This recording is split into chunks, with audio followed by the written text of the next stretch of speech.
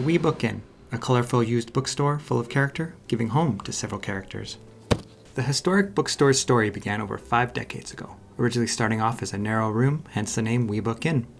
Our big push in the 90s was as an alternative to new bookstores, right? Because new bookstores were still a big thing. Kerry Luxford, the son of former owners Darwin and Lola Luxford, took helm of the store in the early 2010s. Being part of the generation to see ebooks and audiobooks rise in popularity, Luxford admits he thought things would be different. 15 years ago, I probably expected that we would have to have a very different business model by now.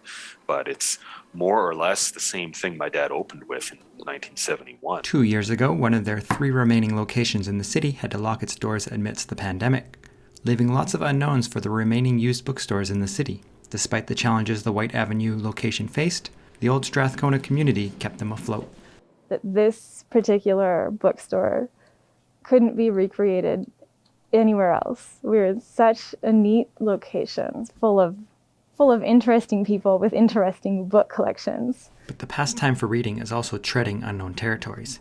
Since the early 2000s, the younger generation is reading less. With various statistics and polls available online, it is said that only about 1 in 6 North Americans are reading for pleasure. So I find that somewhat interesting and terrifying. There's an aesthetic value to something like a record, an LP, or a book that you just don't get scrolling through a Kindle. One of the alluring aspects of the store is the sheer volume and variety of genres on display.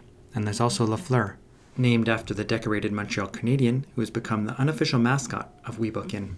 The tradition actually goes back to when bookstores needed cats to protect them from rodents, but mostly from moths, actually. Though social media might be making people read less, the benefits of reading far outweigh the alternative.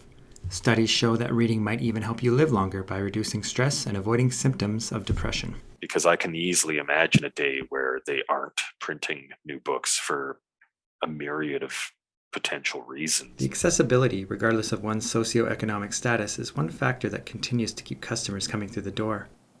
Even if you're just coming in because it's a quiet, warm place and you have nowhere else to go right now, that's fine.